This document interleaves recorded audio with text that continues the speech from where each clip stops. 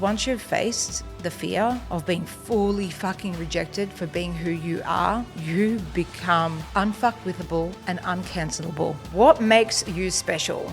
It's a weird question, but I guess what comes through for me is that I'm the permission slip. I say what everyone's thinking. I'm not afraid to be too loud, too honest, too weird, too gay, too successful, too much. I believe so much of my success today actually came from that fire, from that moment where, what's the one code your clients need the most? 100% hands down. I'm Alex Tripod, and this is the manifestation game. After coaching thousands around the world and becoming one of the most trusted voices in manifestation, I realized you don't get what you want, you get what you embody. If you're a high-achieving business owner who knows they were born for more wealth, more impact, more freedom, this podcast will unlock the codes. So let's collapse timelines. Let's calibrate to the frequency of your future self, because let's be honest, nothing is real. Everything's a hologram. Let's fucking go.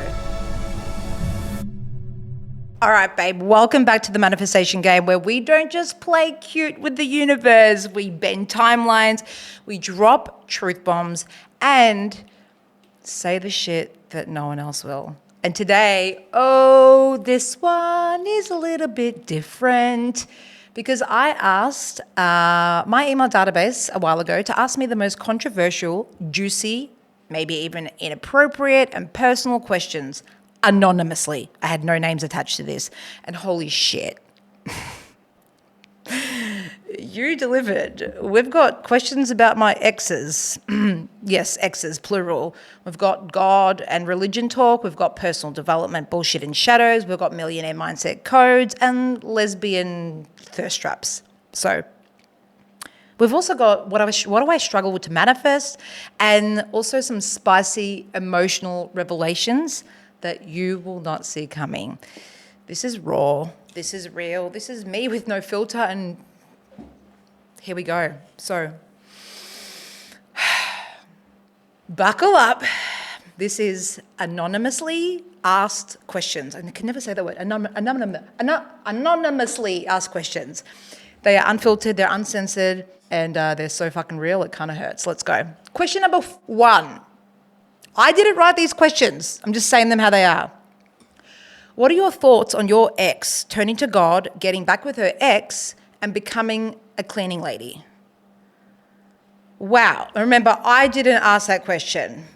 We're just jumping into the most controversial one. Hey, okay, listen, I am not here to judge. I'm here to honor my truth. My ex has every right to choose whatever path feels aligned for her, even if it looks like a total plot twist and a what the fuck move from the outside. If God has given her peace, amazing. And if going back to her ex made her feel safe and was the right choice for her, her nervous system, and also her beautiful child, amazing. And if starting a cleaning business brings her joy, then honestly, she's won. Because if she's happy, then who cares what she does or what the fuck I think? Do I agree with her choices? I don't disagree. I don't agree. Do I believe she's fully living her light? Probably not, but I don't have to agree with her choices. They're hers to live out. And that beautiful chapter of incredible, real, raw love, where I thought I met my soulmate, taught me how to love deeper and also how to choose myself harder, right? And I just want to insert here that, I do believe everyone is on their own soul journey. And just because someone chooses a different path doesn't mean they failed. Okay. Question number 2. Would you ever consider drinking the Kool-Aid for fame and fortune? Okay, so I'm going to guess by Kool-Aid you mean drinking the Kool-Aid, we're not just talking about collaborating with some influencer. We're talking about that creepy ass Hollywood blood-sucking shit, right? Where people sell their soul for fame and drink babies' bloods. Is that where you morph into a fucking soulless human and a watered-down version of you to get fame and fortune and be marketable, right? Where your truth gets edited and everything becomes a performance? The short answer, fuck no. I did not incarnate in this lifetime to frankly, I didn't come to be liked. I came here to be liked, right? And I would rather be fully me, fierce, polarizing, multidimensional, queer as fuck, spiritual and sassy, and have 100,000 followers who feel me deeply and engaged than some fucking brand, beige, boring brand with 1 million followers and no soul. So no, I'm not drinking the Kool-Aid. I am drinking the quantum elixir with soul codes, right? But I'm not available to sell my soul for the algorithms or for fame or for billions or for trends or fake spirituality just to make it. Because my soul is already rich, and the cost of success to betray myself, oh, that's just a price I would never be willing to pay. Fame and fortune, I believe, are a byproduct of alignment, not self-abandonment. So unless the Kool-Aid is made up of codes and cacao and sovereignty and 5D abundance codes, and I'm good, thanks. All right, question number 3. Oh, this is too fresh to talk about, but we're doing it. Why did you break up with Candy? Again. Oof. Okay, this one still hits the tender spots, but I'm going to be real. Candy is beautiful, smart, loyal. She was one of the safest loves I've ever had. And I realized safety without depth feels like slow spiritual death for me. And the level of emotional, soul-level connection that I crave, I wasn't feeling it. And we tried again. We really did. And I so badly wanted it to work. But in the end, wanting something doesn't make it right. That's all I'm going to say for that one. Yeah. Question number 4. What's one thing that pisses you off about the personal development industry? Whew, honestly, the lack of fucking realness. Everyone's out there branding their vulnerability with a ChatGPT thing, or a curated cry. But no one's actually saying the fucking raw shit. No one's willing to be messy in public because of the cancel culture. It's fucking real.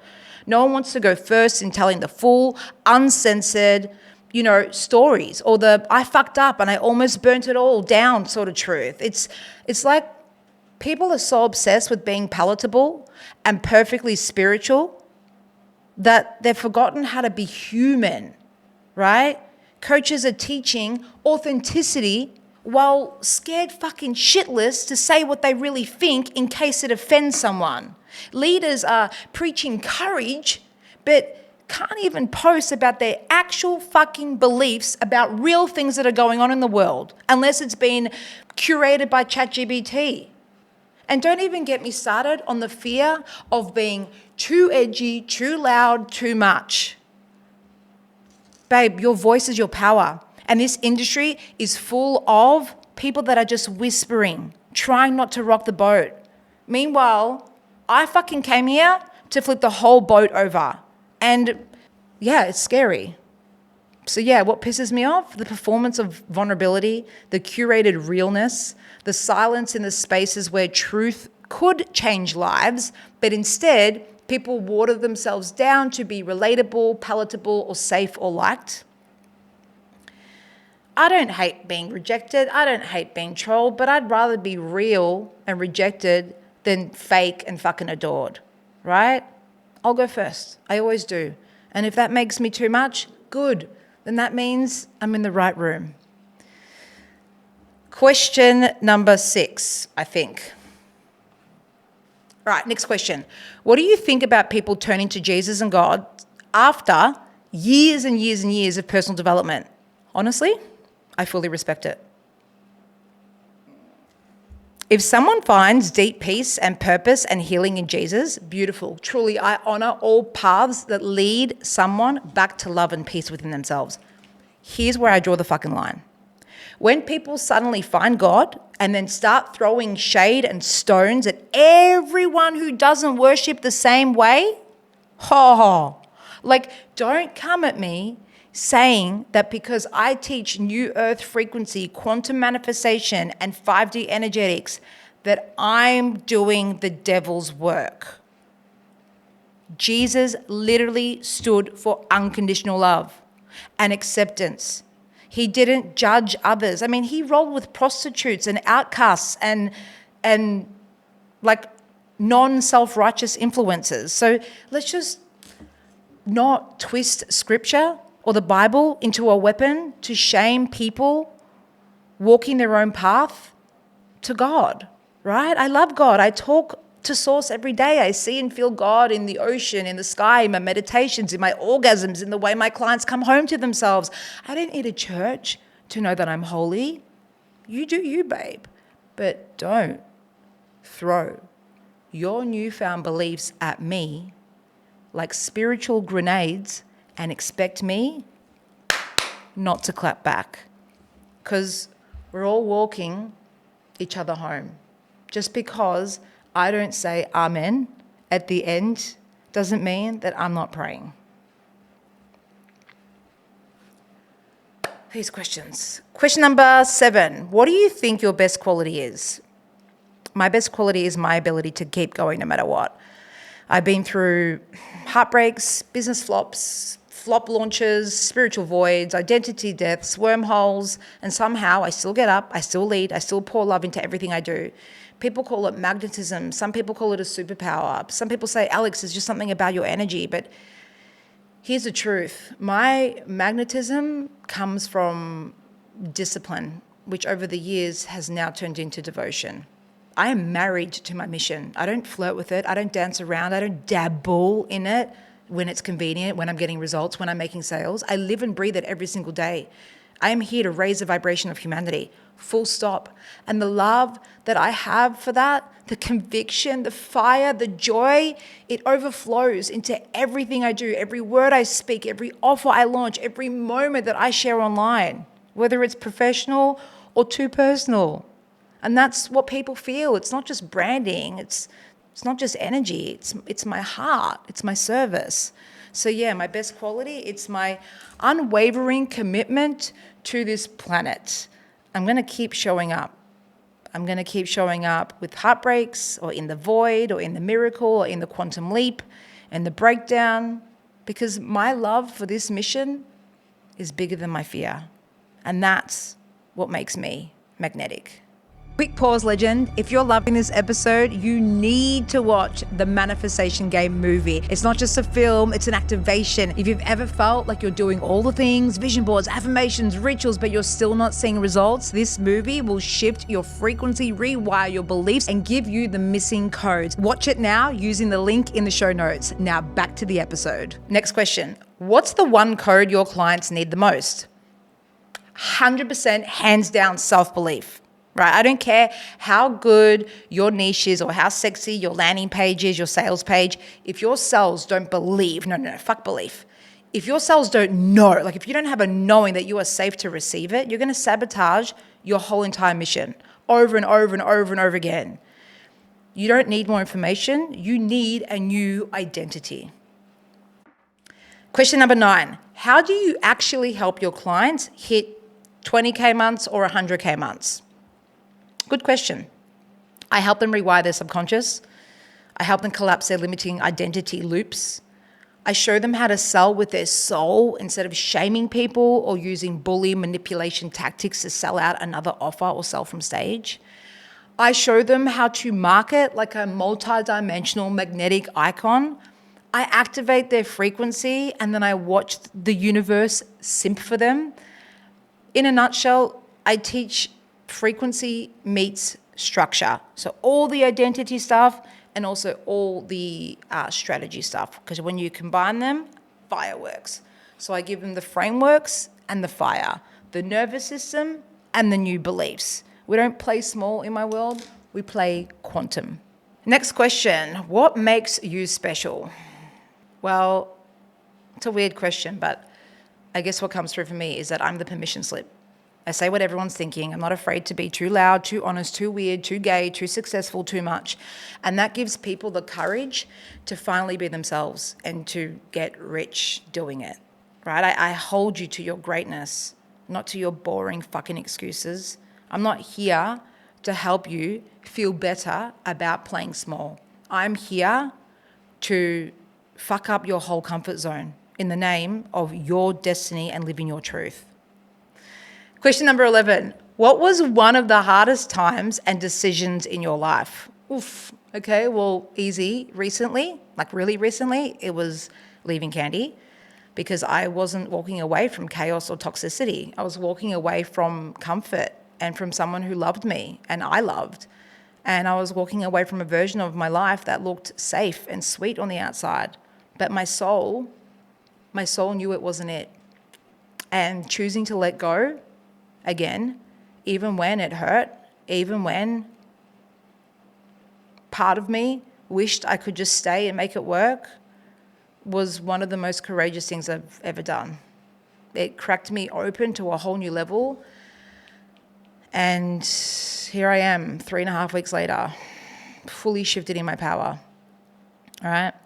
If we're going way back though, like the hardest decisions ever that I've ever had to make in my life, like one of the hardest and most defining moments of my life was coming out to my family.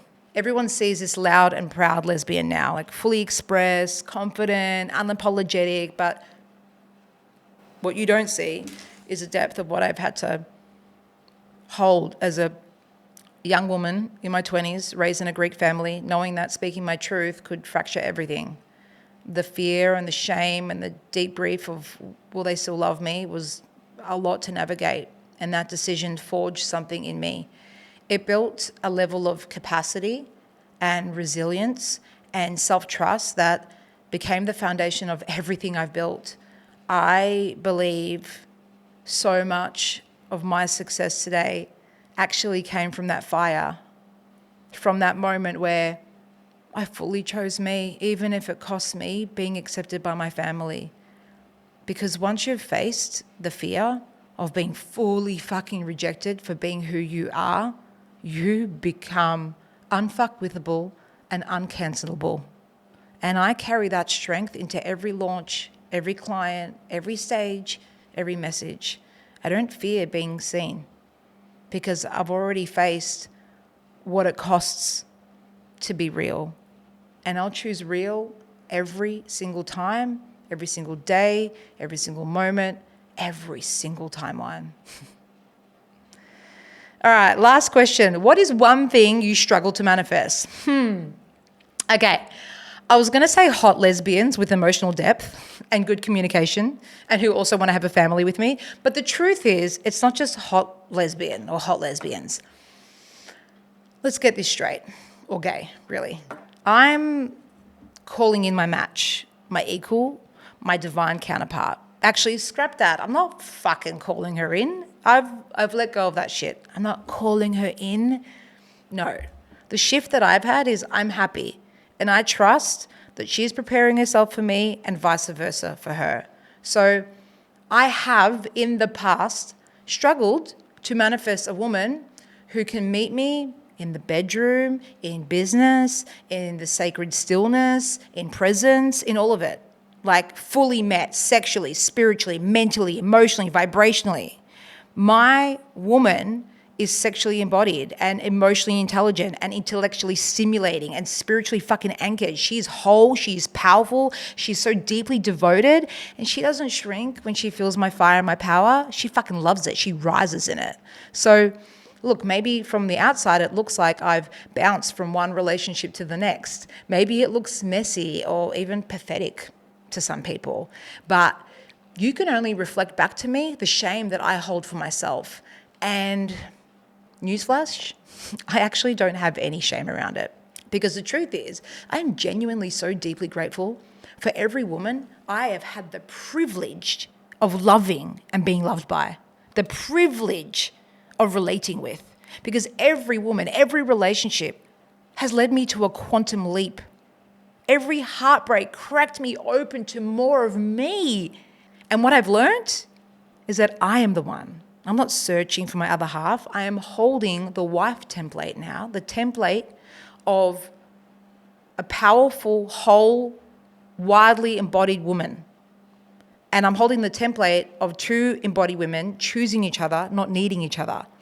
And I'm choosing this template, but I'm also not in a rush. I'm happy, I'm whole, I love my life, and I trust the timing with every cell in my body. So she might come in 6 months or 6 years. So yeah, maybe I haven't found her yet, but I found her. I found myself, and that's what makes me ready. Hope you've enjoyed these questions. Comment yes, by the way, in the comments if you want me to do a whole episode on how I am manifesting my wife in real time, because it's a cool process around that. All right. If you're still here, still breathing, still vibing with me after all of that, this episode wasn't easy. It really wasn't, but I'm committed to bringing you interesting episodes. And it was my heart open, coded into words, because I know when one of us speaks our truth, it frees others to do the same. So whether you're navigating heartbreak or calling in your match or questioning your path or just trying to hold your mission, on the days that it feels like heavy or that you've been in a wormhole for like 3 months or 6 months or a year, I see you and you're not alone. And my wish for you is that you leave this episode more honest, more whole, and more widely devoted to being the most authentic version of you. And if something landed, if your cells lit up, if your heart cracked open, I'd love you to DM me on Instagram or share the episode, tag me, let me know what's activated in you. It's been a pleasure. Until next time, stay bold, stay magnetic, stay you. I fucking love you. Let's change the world together. Thanks for tuning into the manifestation game. If this episode activated something inside of you, please leave a 5-star review on Apple Podcasts and Spotify. And don't forget to subscribe on YouTube so you never miss a drop. Because as you know, my mission is to raise the vibration of humanity on a global scale. So the more people that this reaches, the faster we shift into the new earth. For more daily downloads and frequency shifts, come find me on social media at Alex Tripod. Let's keep manifesting the shit out of life.